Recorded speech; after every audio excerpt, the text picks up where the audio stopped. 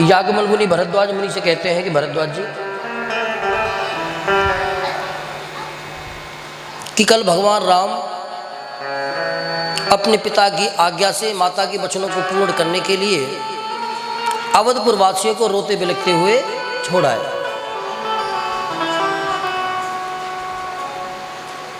तमसा के किनारे तक आकर के सभी अवधपुर वासियों को छोड़ दिया भगवान ने।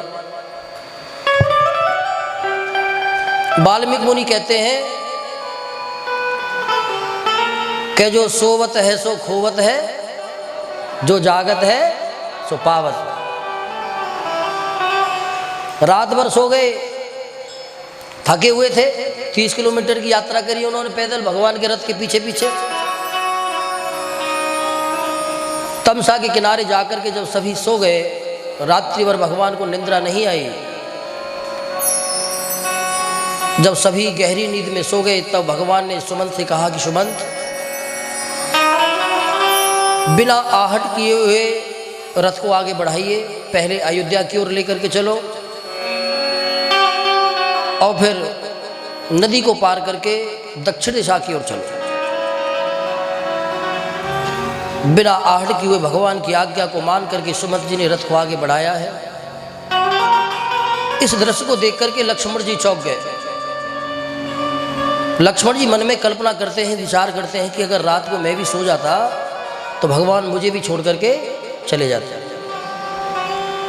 लक्ष्मण जी कहते कि आज तो मैं बच गया, लेकिन उन्होंने तभी संकल्प लिया कि आज की 14 वर्ष की यात्रा में मैं कभी सोऊंगा नहीं, क्योंकि अगर मैं सो जाऊंगा तो ये मुझे भी छोड़ करके आगे चले जाएंगे। तो ये पूर्वाचार्यों की वाणी है कि अगर अवधपुरवासी नहीं सोते तो भगवान से विरह उनको होना नहीं पड़ता। भगवान जब चले गए, सुबह को जब जगे तब अवधपुर वासियों ने खूब भगवान को ढूंढा मारा, ना तो वहाँ भगवान ही मिले, ना भगवान का रथ मिला। इधर उधर भागने लगे, अपने सौभाग्य को दुर्भाग्य समझते हैं और कहते हैं कि इस निंद्रा ने तो हमको ठग लिया। अगर ये दुष्टा निंद्रा अगर हमको नहीं आई होती तो आज राम के चरणों से हमको दूर होना नहीं पड़ता। शाम तक बेचारे रोते रहे, बैठे रहे, राम राम पुकारते रहे कि शायद हमारे करुण क्रंदन को सुनकर के भगवान आ जाए। लेकिन शाम को जब सूर्य अस्त हुआ तो बेचारे रोते हुए अयोध्या को लौट आए। गोविंद शरण स्वामी जी अपनी टीका में कहते हैं कि जब अवधपुर के वासी जब लौट करके गए तो उनकी स्त्रियों ने उनको धुतकारा कि आ गए, तुमको लौट करके नहीं आना चाहिए था। अगर तुम गए थे तो उनको साथ लेकर के आते और तुम उनके अकेले आ गए। गोविंद शरण स्वामी कहते हैं कि उनकी पत्नियों ने उनको इतना धुतकारा कि यहाँ पर क्यों आए, क्योंकि उनके बिना तो जीवन ही मृत्यु के समान है।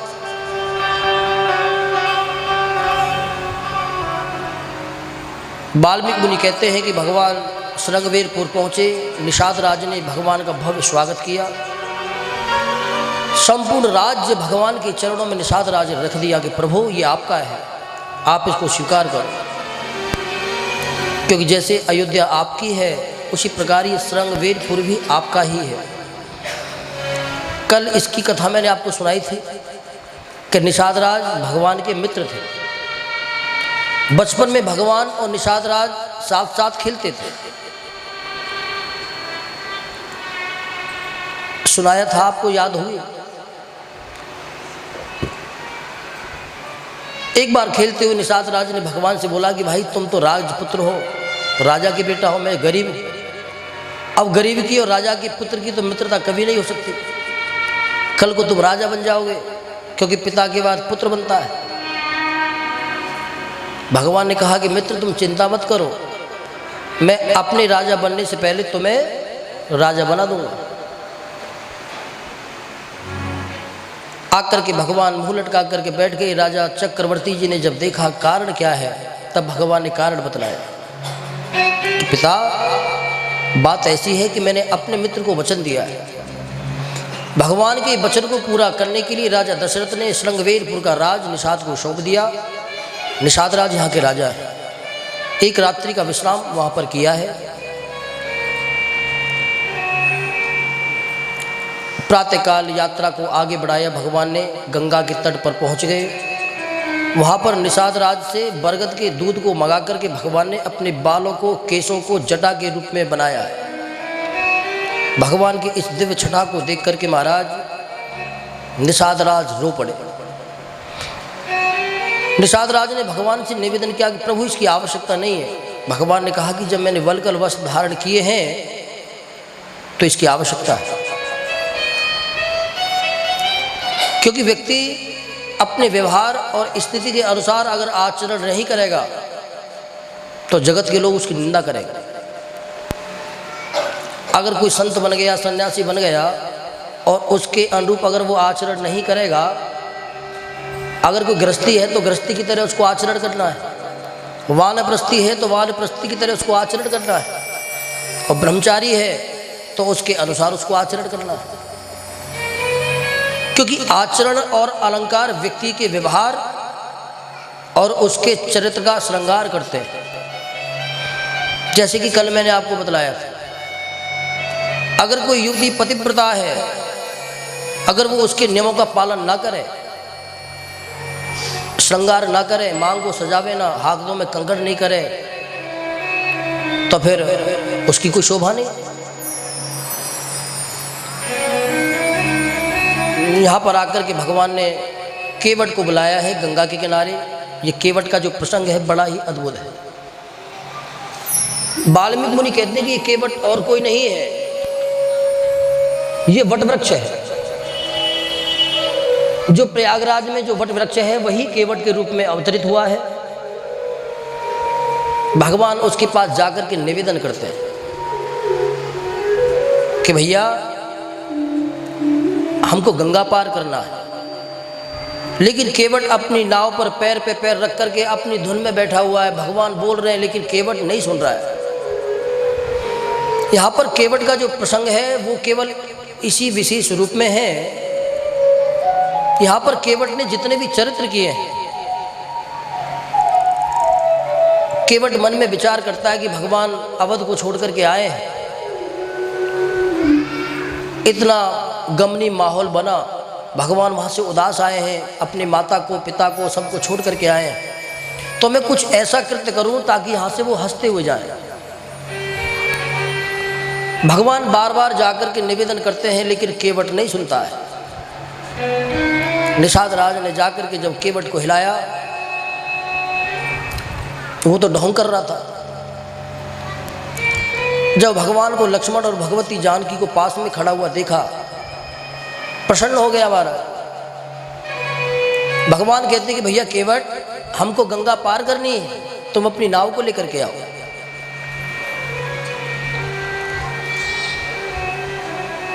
केवट कहता है कि महाराज मैं मल्लाह हूं,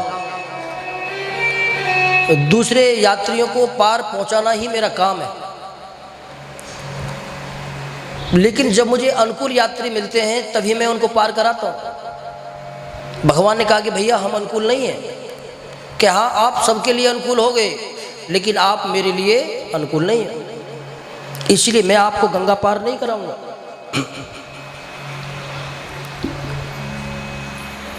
भगवान ने कहा कि क्यों नहीं कराओगे? केवट कहता है कि मैं आपके बारे में सब कुछ जानता हूं। वाल्मीकि मुनि कहते हैं कि बड़े बड़े संत जन, बड़े बड़े देवता जो भगवान का नित्य वंदन करते हैं वो भी भगवान के बारे में कुछ जान नहीं पाते, लेकिन यहाँ पर केवट कहता है कि प्रभु मैं तुम्हारे बारे में सब जानता हूं। भगवान ने कहा क्या जानते हो मेरे बारे में? केवट कहता है कि प्रभु मैं सब कुछ जानता हूं तुम्हारे बारे में। वाल्मीकि मुनि कहते हैं कि ब्रह्मत्वम ते नाचतम यस कैवटः नौकाया कालस्यातिका क्रमेण च। मैं आपके बारे में नहीं, मैं आपके चरणों के प्रभाव के बारे में भी जानता हूं, अतिक्रमेण।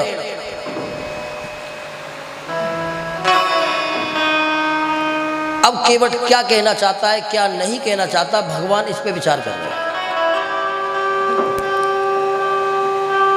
भगवान कहते हैं कि भैया केवट, अगर तू हमारे बारे में जानता है तो हमें तो अपने बारे में नहीं पता, तू ही बता दे। लेकिन हमारा तो तेरे से निवेदन केवल इतना है कि तू हमको गंगा पार करा दे और हमको विलंब नहीं चाहिए, और जो तुम्हारी सेवा होगी हम वो सेवा तुम्हारी कर देंगे। केवट ने कहा कि प्रभु बात सेवा की नहीं है, बस मेरे मन में विचार केवल यही आया है कि अगर मैं अपना हित चाहता हूं तो मैं तुम्हें गंगा को पार नहीं कराऊंगा। केवट जानबूझ करके इतना समय लगा रहा है महाराज, क्योंकि केवट जानता है कि अगर मैंने एक बार इनको गंगा पार करा दी तो ये फिर दोबारा लौट करके आने वाले नहीं हैं, फिर तो 14 वर्ष के बाद ही लौट करके आएंगे। इसीलिए जितना समय यहाँ पर इनको लगाना है लगाने दो। जब भगवान बार बार निवेदन करते हैं तो लक्ष्मण जी को क्रोध आता है। लक्ष्मण भगवान से कहते हैं कि प्रभु इससे याचना करने की आवश्यकता नहीं है, ये हमारे राज्य के अंतर्गत है और उसको आदेश दे।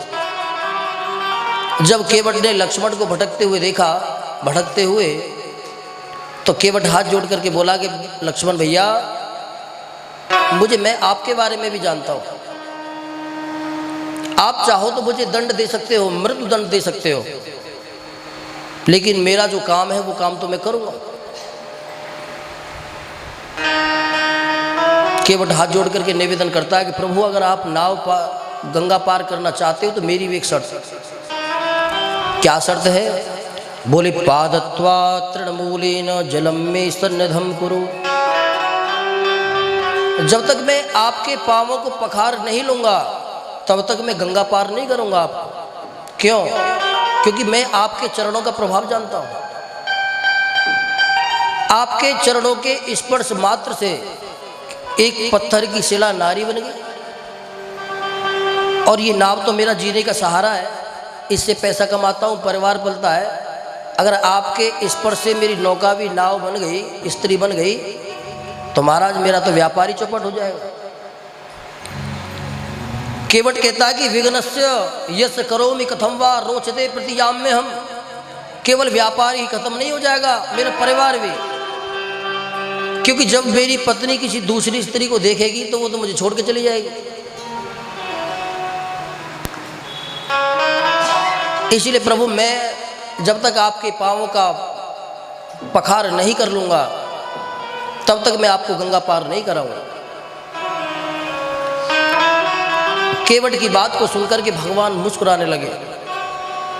यहाँ पर संतों के भाव हैं कि अगर भगवान के चरण स्पर्श मात्र से ही कोई पत्थर या कोई लकड़ी स्त्री बन जाए तो भगवान तो वहाँ से चलते चले आ रहे, और भगवान ने वन में खूब यात्राएं करी, और भगवान के पैर जिन कितने पत्थरों पे पड़े होंगे, कितनी लकड़ियों पे पड़े होंगे, तो फिर वो शिला क्यों नहीं, वो स्त्री क्यों नहीं बन गई?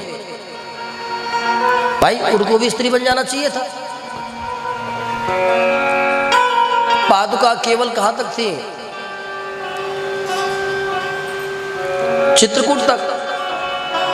चित्रकूट के बाद में तो भरत पादुका भी ले आए थे। उसके बाद तो भगवान नंगे पैरी भ्रमण किए, तो भगवान का जिन कितनी शिलाओं पे पैर रखा होगा, कितनी लकड़ियों पर पैर रखा होगा। अगर वैदिक सिद्धांत के माध्यम से इसी विषय को माना जाए तो फिर वो लकड़ियां और वो पत्थर की शिलाएं भी स्त्री बन जानी चाहिए थी। लेकिन यहां पर पूर्वाचार्यों का मत यही है कि वो अहिल्या को श्राप था कि वो भगवान के दर्शन मात्र या स्पर्श मात्र से उसका श्राप नष्ट हो जाएगा। केवट ने जब बार बार निवेदन किया तो भगवान ने अनुमति प्रदान कर दी। भगवान ने जब अनुमति प्रदान कर दी तो केवट दौड़ा दौड़ा गया और अपने घर से एक कठौता लेकर के आया। उसकी पत्नी एक पात्र में जल भर करके लेकर के आई। कठौता जानते हो क्या होता है? कठौता होता है कि जिसमें हम ये दाल भात वगैरह खाया जाता है, उसको कठौता कहते हैं। उसको रख करके भगवान को नौका के पास में शिला को रख करके उस पर बैठा करके भगवान के पैरों को धोने लगा महाराज। स्वर्ग के देवता आज केवट के भाग की सराहना करते हैं।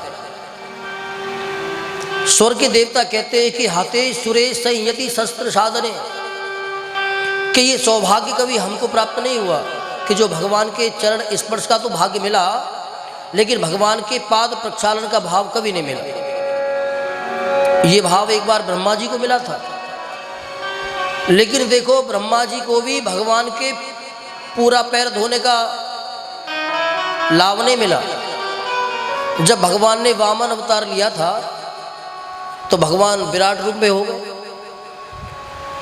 तो जब भगवान का पैर जब स्वर्ग लोक में गया तो वहां पर ब्रह्मा जी ने भगवान के एक पैर के अंगूठे का नखून का अग्रभाग धोया, केवल पैर नहीं धोया। पादग्रे यश तथा कंठ मूले, पाद का अग्रभाग का मूल अंग जो नाखून होता है उसको धोया। लेकिन यहाँ पर केवट जो है भगवान के दोनों पैरों को धो रहा है, मल मल करके धो रहा है। इस गंगा में और उस गंगा में बड़ा अंतर है। ब्रह्मा जी ने जिस गंगा को प्रकट किया था उस समय भगवान ब्राह्मण बन करके आए थे, लेकिन यहाँ पर जो केवट गंगा प्रभावित कर रहा है, गंगा के किनारे गंगा को जिसको प्रकट कर रहा है, इसमें भगवान क्षत्रिय कुल में आए हैं। एक बात और विशेषता कि ब्रह्मा जी ने जो पाद प्रक्षालन किया था वो संपूर्ण सृष्टि के कल्याण के लिए गंगा प्रकट हुई, लेकिन ये गंगा केवल केवट के लिए है और किसी के लिए नहीं है। भगवान का जब पाद प्रक्षालन हो गया, केवट बड़ा प्रसन्न हो गया। 7-8 बच्चे थे, उन्होंने भी आकर के भगवान के चरणों को वंदन किया। वाल्मीकि मुनि कहते हैं कि तृप्यन्ताम पितरम यस्य विशालाक्षराहु मुक्त इदं चेतश्च मुक्तेन पितृण तर्पेण यग्रही, कि आज वाल्मीकि के भाग की आज केवट के भाग की सराहना वाल्मीकि मुनि 3 श्लोकों में करते हैं और कहते हैं कि केवट ने अपना ही नहीं बल्कि अपने पूर्वजों का भी कल्याण कर लिया।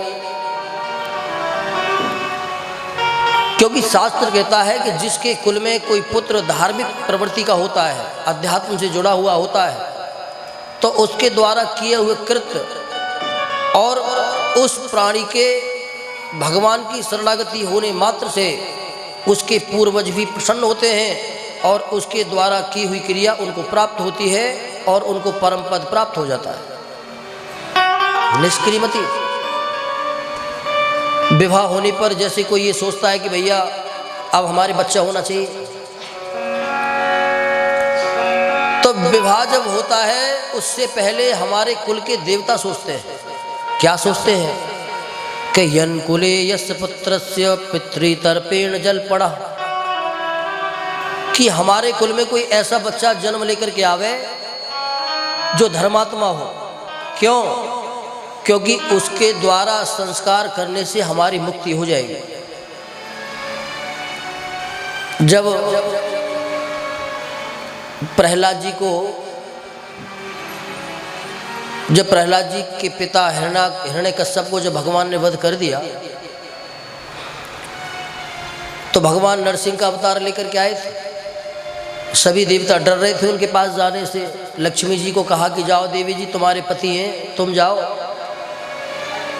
लक्ष्मी जी ने कहा कि वैसे तो गुस्सा उनको आता नहीं है, कि अगर आ गया तो कोई बात नहीं, मैं जाती हूँ। उधर भगवती लक्ष्मी जब गई, अब लक्ष्मी जी को क्या पता था कि भगवान तो यहाँ बब्बर शेर बने बैठे हैं। अब लक्ष्मी जी तो बड़ी प्रसन्न होकर के जा रही थी कि मेरे पति हैं, मना लूंगी। अब लक्ष्मी जी को आता देख करके भगवान ने जैसे महाराज गर्दन को हिला करके दहाड़ मारी और लक्ष्मी जी ने दौड़ लगाई वहीं से, और जाते जाते कहने लगी, देवताओं ये नारायण नहीं है, ये तो कोई बब्बर शेर है, भगाओ उसको यहाँ से। लक्ष्मी जी दौड़ पड़ी महाराज और दूसरी सांस क्षीर सागर में ली। तब ब्रह्मा जी ने कहा कि भैया जब तक आप प्रहलाद को आगे नहीं भेजोगे इनका क्रोध शांत नहीं होगा। तब देवताओं के कहने से प्रहलाद जी को आगे बढ़ाया गया। प्रहलाद को देकर के भगवान प्रसन्न हो गए और अपनी जिह्वा से प्रहलाद को चाटने लगे। प्रहलाद जी के मन में कोई भय नहीं है। भगवान ने उठा करके अपनी जंघा पर बैठा लिया। बताओ तुम क्या चाहते हो? प्रहलाद हाथ जोड़ करके निवेदन करता कि प्रभु मेरे मन में कोई कामना नहीं। जिह्वा न भक्ति भगवन नाम गुणदेयम चेतस समर्थी तो चरणारविंदम। सुखदेव महाराज कहते हैं मेरे मन में तो केवल एक ही प्रभाव है कि मेरी जिह्वा जब भी निकले, जब भी इसका प्रयोग हो तो केवल आपके नाम का संकीर्तन हो। मेरे हाथ से कभी भी कोई कार्य हो तो केवल आपके चरणों की सेवा हो।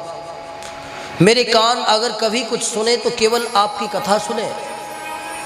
मेरे शरीर की कोई भी इंद्री अगर कभी भी प्रयोग में आवे तो वो केवल तुम्हारी सेवा में आवे। भगवान ने कहा कि कुछ और भी मांग लो। पिता के बाद तो राजा तुमको बनना है। तब प्रहलाद जी हाथ जोड़ करके निवेदन करते कि प्रभु अगर कुछ देना चाहते हो तो एक काम करो बस। कौन सा काम?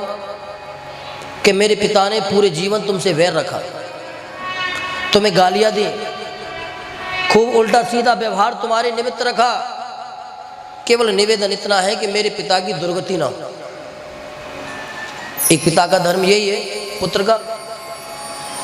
भगवान ने कहा कि तुम चिंता मत करो, जिस कुल में तुम्हारे जैसा पुत्र जन्म होता है उस कुल की 27 पीढ़ियां तर जाती, 21 पीढ़ियां तर जाती। 7 पीढ़ी माता के पक्ष की, 7 पीढ़ी पिता के पक्ष की और 7 पीढ़ी ससुर के पक्ष की।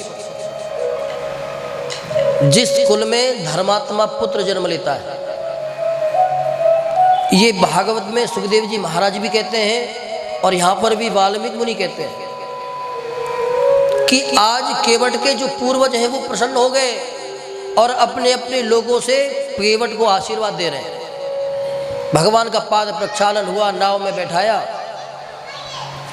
और नाव में बैठाए भगवान राम, लक्ष्मण और भगवती जानकी। तुलसीकृत रामायण में तो प्रसंग है कि निषाद राज गंगा के उस पार तक गए, लेकिन वाल्मीकि मुनि कहते हैं कि निषाद जो है वो गंगा के इसी किनारे पर खड़े रहे, वो गए नहीं। और जब भगवान उस पार पहुंच करके जब प्रस्थान कर गए तब निषाद राज लौट करके आए, तब तक देखता रहा। अब नाव चलने लगी। केवट खुश भी है और दुखी भी है। दुख किस बात से है कि कुछ समय के बाद मैं इनको पार करा दूंगा, नाव में से उतरेंगे और ये चले जाएंगे। तो यहाँ पर केवट के मन में कुछ कौतुक करने का विचार आया। भगवती गंगा बह रही है महाराज। अब नाव को लेकर के बीच धाराओं के बीच में नाव को चलाने लगा। कभी इधर ले जावे, कभी उधर ले जावे, कभी उधर ले जावे। अब काफ़ी देर उसको जब बीच में घुमाते घुमाते हो गई तो भगवान कहने लगे कि भैया केवट थोड़ा जल्दी पार करो। अब हम जल्दी पार हो जाएंगे तो सूर्य अस्त होने से पहले अपने गंतव्य स्थान को पहुंच जाएंगे। केवट बोला कि महाराज नाव चलाने का काम मेरा है, तुम्हारा नहीं है, और मुझे पता है कि नाव कैसे चलती है। अब देखो ना गंगा की कैसी कैसी धारा आ रही है। अब इधर लेकर के जाऊंगा ये तो मुझे पता है कि जल को कैसे काटना है, कैसे नहीं काटना। आप पे नहीं चलेगी, ये मेरा काम है, मुझे पता है और मुझे करने दो। भगवान बोले कि भैया कोई बात नहीं, तू चला जैसे चला रहा है। भाई नाव में बैठने वाला तो यही कहेगा। तो मुझसे कहने लगो कि भैया इधर चलो, तो नाव वाला तो ये कहेगा कि तो मुझे पता है कैसे चलाना है। शांत हो गए भगवान। लक्ष्मण जी टेढ़ी दृष्टि से उसको देख रहे हैं कि देखो इनके सामने बड़े बड़े दिक्पाल भी हाथ जोड़ करके खड़े रहते हैं और ये देखो भगवान को कैसे जवाब दे रहा है। अगर भगवान ना होते तो मैं उसको बताता कि कैसे नाव चलाई जाती है। तो वाल्मीकि मुनि कहते हैं कि जो संसार के भव से लोगों को पार करते हैं, आज केवट का सौभाग्य देखो कि आज भगवान को पार लगा रहा है महाराज। नाव को धारों में लेकर के चलता है, कभी इधर जाता है, कभी इधर जाता है। और जय धीरे बहो मैया धीरे बहो, धीरे बहो मैया धीरे बहो, ओ मेरी नैया में लक्ष्मण राम, गंगा मैया धीरे बहो, मेरी मैया में लक्ष्मण राम, गंगा मैया धीरे बहो, धीरे बहो मैया धीरे बहो, धीरे बहो मैया धीरे बहो, मेरी नैया में लक्ष्मण राम, गंगा मैया धीरे बहो, मेरी नैया में लक्ष्मण राम, गंगा मैया धीरे बहो।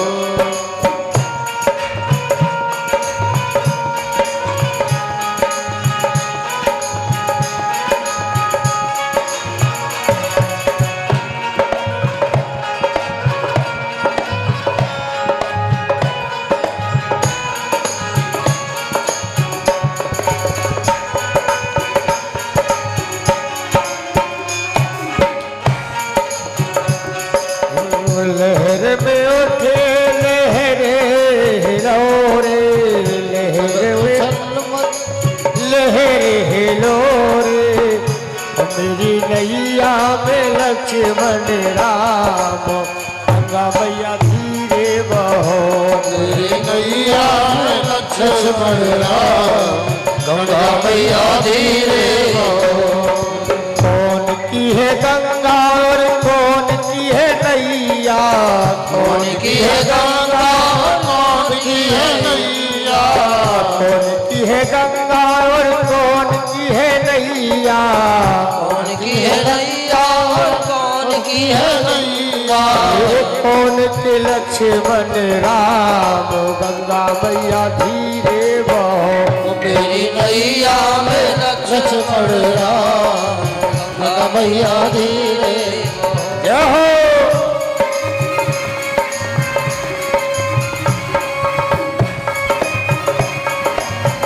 बोल श्याम रामचंद्र जी महाराज की जय।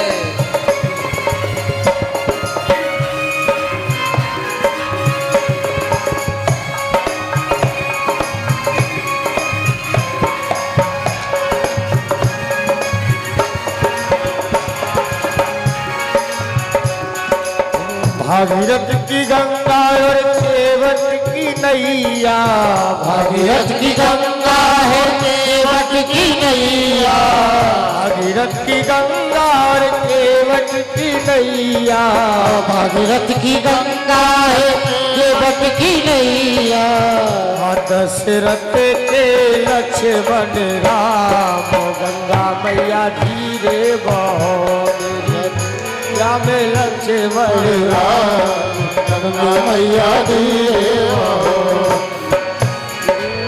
लक्ष्मण राम, गंगा मैया धीरे बहो, मेरी नैया में लक्ष्मण राम, गंगा मैया धीरे बहो।